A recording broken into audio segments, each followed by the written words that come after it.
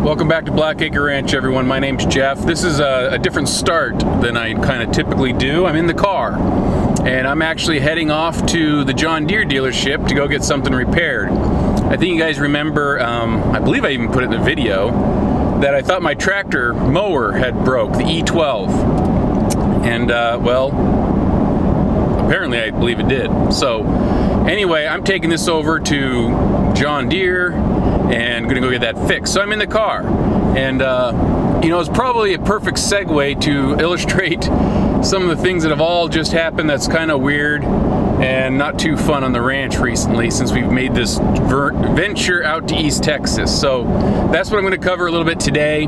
Some here in the car, some over at the property, and let you know kind of what I'm up to with my project today. So anyway, keep with us.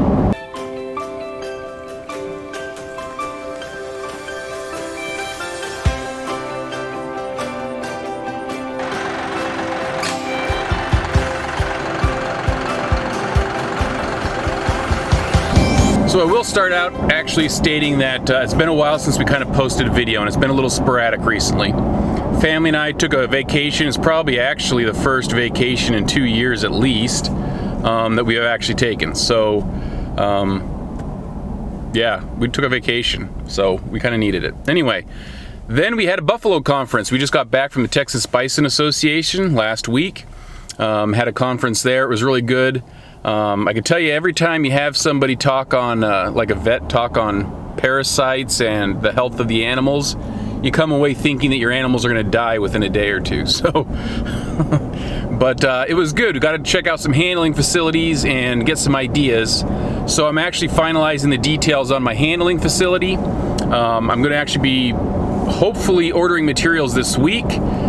It may take 6 to 8 weeks to get here. So, you know, the details on building out that handling facility are just gonna be coming in the future. Not yet though, but I'm kind of planning everything that we're doing with that and just getting materials. So that's the update there. As I mentioned in the intro, there's a bunch of junk that's happened that hasn't been the greatest. It's been just a struggle, a beat down in some ways getting a ranch going. So since we moved to East Texas, my wife and I had created a list, and this was a pretty long and fairly distinguished list of just the crap that has gone on, the bad things, the things that just don't go right, and everything. And I'm not going to go through and make this a big laundry list of like, hey, this is the woe is me here and the woe is me there. And so I'm just going to point out some of those highlights when I get to the ranch. I'm not going to do it in the car here.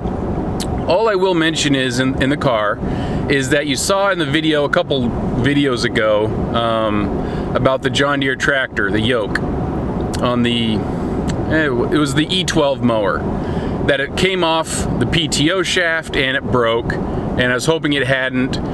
Well, I called up to go get a service person to, you know, talk to him and say, hey, what's up with this? You know, it's $400 for a service call, meaning if they come out, there's a $400 fee. And I have no way to transport my mower.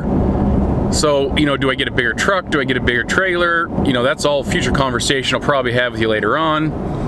But anyway, all these questions, and I was telling the Hey Lady this a couple weeks back or a week ago. And she's like, well, why don't you just, you know, is it just this part on the mower? And I said, yeah. She goes, why don't you just slide it off and take it to the dealership and save the $400? And it's just the epiphanies of like, well, what do you mean? What, I can just slide it off? She goes, yeah. So you just slide it off. And here she is. So this is the coupling that attaches to the PTO shaft of the tractor.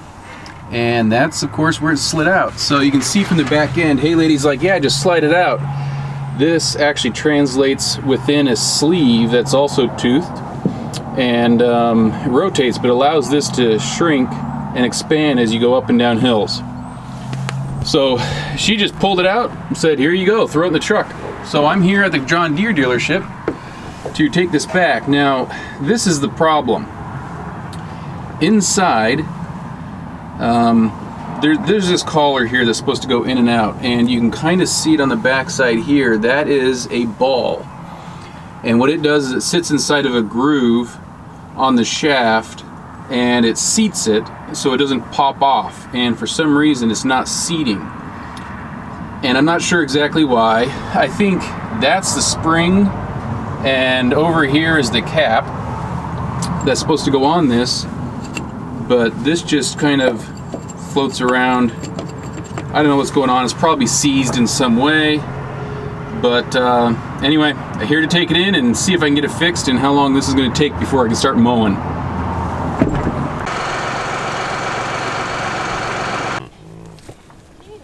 Alright, so we just put some of the cubes into our mineral trough over here. We want to get a feeling for how many of our animals can actually stand up to it and eat the cubes at one time. Now, we haven't put out all the cubes, so everybody's kind of really excited about this one first batch. So that's why there's so many hovering right now. Once they eat the cubes, we'll put minerals. Yeah, once they finish off these cubes, we'll go ahead and fill it up with minerals again. At least 5 adults it looks like, and then you got another baby or 2 that sneaks in. So 1, 2, 3, 4, 5 for sure.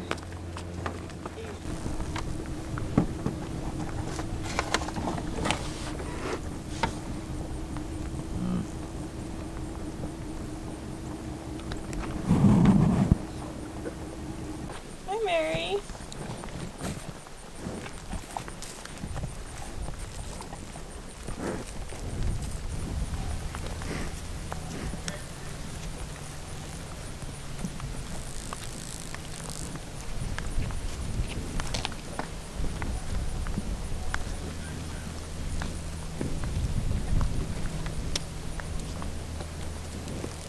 And just like that, we're back here. So anyway, John Deere, they're going to look at it. UAW workers, the United Auto Workers Association, whatever it is for John Deere, they're of course on strike, which means it may take 2 or 3 weeks for me to get the part back. Yay, right? Anyway, so as I told you at the very beginning, we had a lot of just junk happen since we had moved out here. That just really made the first 2 weeks, the weeks from... I'm getting attacked! You flipped it over here! Oh yeah, save myself. That is one big girlfriend. Anyway, like I was saying, so he's still wiggling. Anyway, it was kind of like a week from hell. So anyway, it was like 2 weeks, 3 weeks, 4 weeks. It just doesn't stop. So I'm not going to belabor all the different things. We've got a list, seriously, of things that just sucked. But I do want to say the things that are kind of going good because of the stuff that sucked, which is kind of odd, right? So whenever you're going through hardships, there's usually always some bright, shining cloud, whatever. What is it called? Silver lining. Yeah, whatever that is. All right, thanks, Chica. So in some ways, there's a silver lining. I'm sitting here at the tanks, and of course, our tanks have had better days, as you can kind of see. And there is no silver lining to this. It was just crap. So anyway, what happened was this guy had been leaking, and it's still leaking, and it kept leaking. So we had a bunch of rain came and the tanks had filled up and we had like 3,000 gallons, drained the whole thing. We thought we fixed it, tightened it, we pumped a bunch of other water into it, drained the whole thing. We've lost, since we've been doing that lake, probably about 10 to 12,000 gallons of water because this thing was leaking. So it was kind of like that. We were here and all of a sudden it leaked again and it actually split out. I think I have a picture of what this thing looked like. I'll try and share it with you if I do. Anyway, let me get you a better look on this and I'll just kind of tell you what's going on. This is actually a 1.5 inch pipe and that's a 2 inch opening. And we've got ourselves a bulkhead. You can see the old pipe still sitting in it. And our issue was, how do we get this sucker fixed so it stops leaking? So we got a new bulkhead, but the bulkhead looks a little bit different. And we're like, well, hey, why don't we just get the pipe out of this guy and it won't be so bad. We use some of that sealant stuff. I don't know if that's like a cement and maybe, I don't know, it will not come out. And so if that's the case, then yeah, maybe when we started trying to tighten it down further and further, it eventually cracked the whole PVC and whatever. Anyway, the only thing we could come up with as a stopgap to not lose everything was to stick a 1.5 inch in there and put some seriously thick glue. And so that's what we did. And it's holding. So now my task is to join this to this 2 inch and get that done. So there's no silver lining to this, right? So anyway, that's what I'm just here to do because our tank over there, we have been getting some rain. We've been grateful each week we've been getting some rain, it seems like, for the last couple of weeks. But that only has 2,000 gallons left in it. This still has 4,500.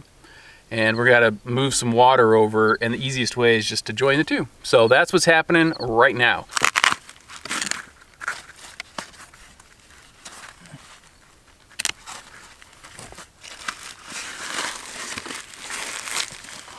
In my little goodie bag, my Ladmo bag. If anybody knows what I mean by a Ladmo bag, feel free to leave it in the comments. Murray, you should know what that means. All right, so I have some options. I can go from here and drop down to here and save the whole 2-inch. One thing I've noticed is that this seems to be down further. In fact, it's probably sloped a little bit. I need to make sure I have enough room here. And when I remove all these rocks, of course this is going to drop and then this is going to hit, which it's hitting on top of a little bit right now. We are going to see, but I'm going to have a 90 and it may not be tall enough. I'm just going to cut this pipe, put it down to a 1.5, come over and just do a 1.5 all the way up. I think that's going to probably be the safest bet. And then later on I can always cut back and rejoin this to a 2-inch as we get the well and everything else going. Water.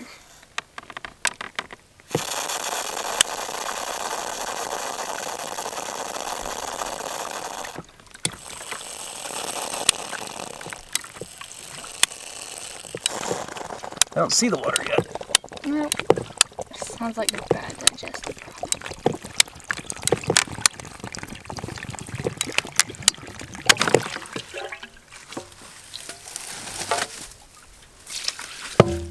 I'm sitting high side, Chica.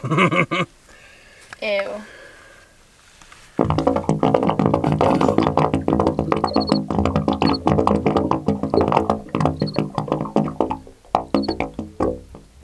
Techno music.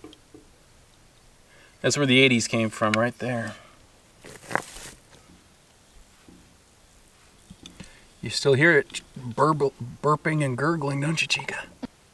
The really old one was the globby one. We threw away. Yeah.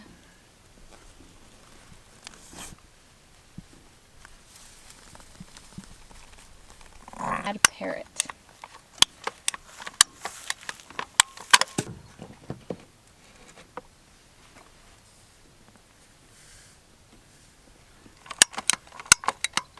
It's a lot more accurate, I should say.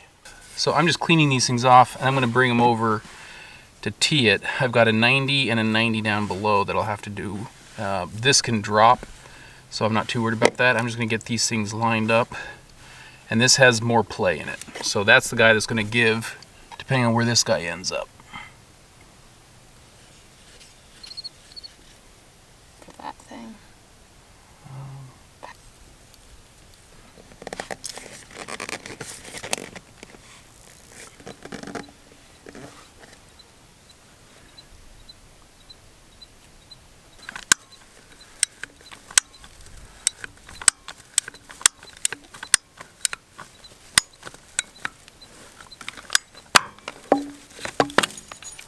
That.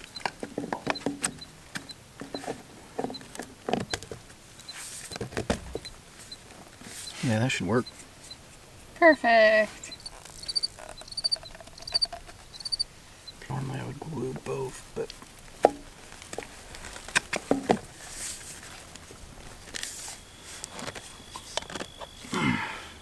Is it there. done? I think we're good. Now the ultimate time, right? Flick on the valve and see if it works. Ugh, total suck. Ooh.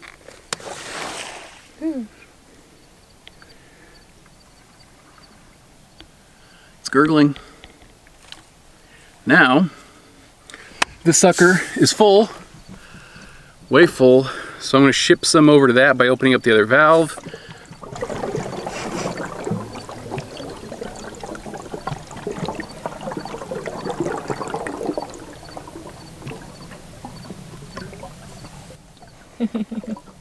It's almost enough to make you blush. So I'm going to open up the other valve and have them equalize and then shut this guy back off.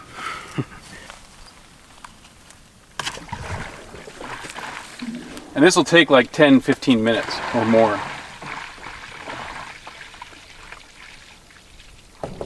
So we're about 1750. Let's come back in a while and Let's turn them both off, or want this guy, that guy off. All right, while the other guy's filling and switching over, the other thing that was kind of sucky, and that this does have a silver lining, is this transformer blew. So right when we're about to move over, we noticed that, gosh, there's no electric in this place. So we called up Encore, the utilities company, and said, hey, what's going on? And they said, oh yeah, your transformer blew up. Now this transformer is sized enough to run a Home Depot or a Walmart. And we have so much electric here, it's ridiculous, because that's what the camp sucked, right? So they used a bunch of that. So they're like, look, we're not going to go ahead and replace it. And of course, they didn't bother telling us. They won't replace it until we give them a load sheet. So I've been working with Encore about this. Now our previous system, if you've been following along with the videos, we have a 3-phase system. It's Delta. I've been reading up and trying to learn all I can about 3-phase and how to transfer, like how to run extra wires to do new boxes and everything else. Well, Delta, especially 3-phase on residential, is just kind of, it's not required. And the Delta is so old school, it's ridiculous. So the sucky part is we have to replace this. It's taking time. We now have no electric still, and we can't get electric for a while. But the blessing is that they're going to potentially move. We can now move this transformer. They'll cover most of the cost, hopefully, and we can clear out this spot and not have to have all of those electric panels. In other words, we could put a big old pavilion, what's it called, a patio cover, a lean-to right over the top of this. We can clear all this stuff out. It's going to look a lot nicer, and so that's the blessing, is that we're going to get normal 240, single phase, wires are cheaper, that I can run it everywhere. I'm not having to run 3 wires. It's a lot more normal that I can handle that all over the place, and we get to clear out this whole area. So this is just examples of, life throws you lemons. They say make lemonade. I hate that analogy, but whatever. There's silver linings, and although most of the stuff that happened sucks, and that's just what it is, there are some silver linings like this one. So we have no electric. We did, and not sure when we're going to get electric. Yeah, that's not the silver lining. It's more black. But anyway, we're going to get rid of this sucker, clear this sucker off, and yeah, transformer blew. That bites. Okay, fourth point is you guys have known our struggle with trying to get materials and everything for the house. Some of the reasons why we've kind of been slower with videos recently is just getting material, okay? We've gotten everything except still 2 caps. I've ordered them 3 times and they still canceled the order. I don't get reasons why. I'm now going to have to drive 100 miles or so maybe to go pick them up. But here's the thing that here's the bad part. We had a windstorm. And up here on the ridge and on the mountain, it blows like crazy. And we had all of our sheets here nicely, compactly snuggled together. And I even had a pallet, and it was weighed down with some other metal.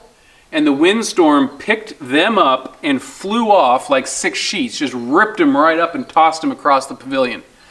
So out of all the materials I've been trying to get, roofing material was the one that was the hardest to get, and now we've got some damaged sheets, and I'm going to have to find out some more roofing material besides even just the ridge caps. So here's the next problem. The ridge caps that I can find aren't the same color. So now I'm kind of like, what do you do? So this is a time where it's hard to try and nitpick and try and match everything perfect. Sometimes you just can't do that.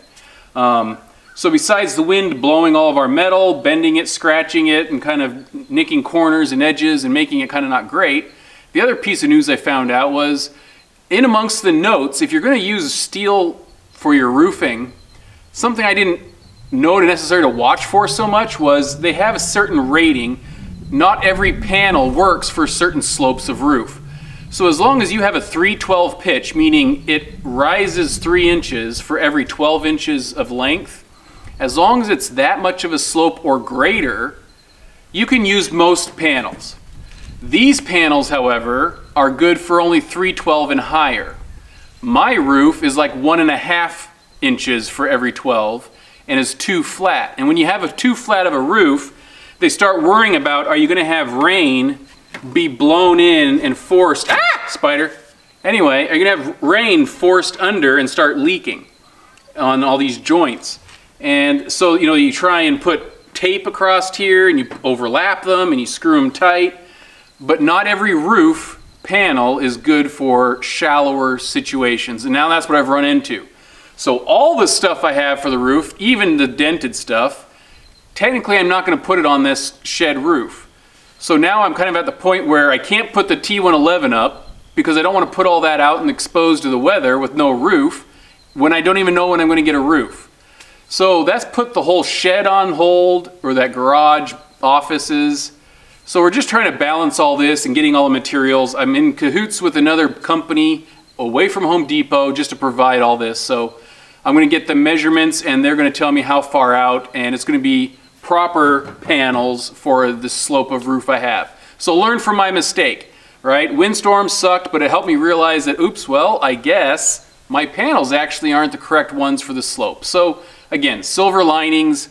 Life sucks, we know, but try and find the positives, right? So anyway, that was another thing. All right, number 5.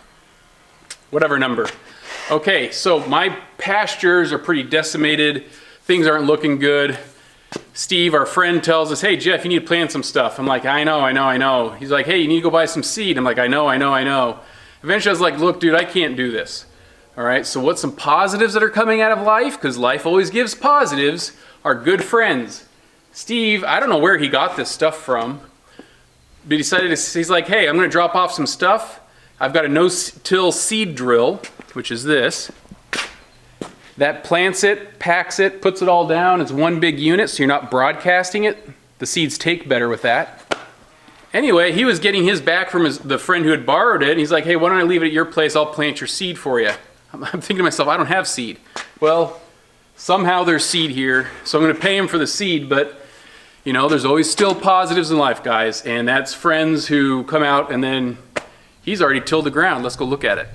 So that no-till seed drill has these rows, and it cuts in the ground, drops the seed, and then kind of packs it back with a roller, but you can still see the effects of it here in the pasture. So he has come by and planted a lot of this hop of 6 and 7 to our right, and you know, that's, you know, there's some oats, I think, and some peas, wheat, or I don't know. Honestly, I don't know. I can't remember all of it, but you know, it's people like that that, you know, you're grateful to have. So there's always positives in life, and a lot of time it's the people you know that do kind things like this. So we've got some stuff planted. Hopefully it'll make the winter a little bit easier, not so much hay. We'll have some stuff growing for the animals. You know, hopefully it'll be a lot better. So we appreciate Steve for that. So that's a positive, right? I don't know what our score is or tally is, but it's a positive. All right, we've got almost 3,000 gallons transferred over. It's about equalized now across the two. So we shut this guy off. Conserve that because we learned our lesson the other time. Don't have both of them open, otherwise one leak drains them all. And we're set on water for now. Well, guys, I have not heard from this week. They said it's coming soon, you know, whatever that means. So I'll keep you posted, and of course when they come I'll let you know and I'll film it for you too. That list I told you was long of bad things, but there are always positives in life if we try and view the positives. Ranch life seems dreamy and real, you know, just amazing. I can go and just look out and see the buffalo roaming pastures, and you think it's not so bad, but really behind the scenes, half the time I don't know if people really want to know what it's like to have to do this. So there's a lot of junk that goes along with it. So, you know, if you can't find positives in amongst all the negatives that happen and the frustrations, life's gonna suck, man. It really is, and it's not always easy, but I encourage you to do that. So that's the moral of the lesson today. That's why we shared all this junk with you, is so hopefully you kind of realize that there are positives. Let's focus on those. Let's be good people, and life will get better. All right, catch you guys next time.